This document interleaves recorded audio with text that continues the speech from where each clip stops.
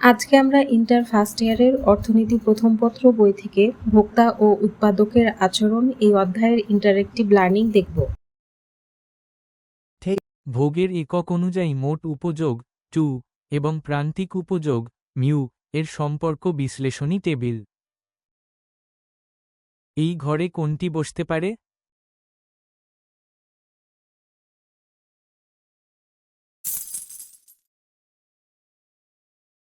সঠিক।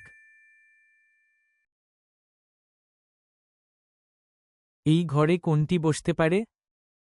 সঠিক। এই ঘরে কোনটি বসতে পারে? সঠিক। এই ঘরে কোনটি বসতে পারে? সঠিক।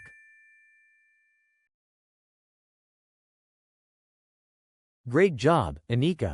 That's the last question. High five.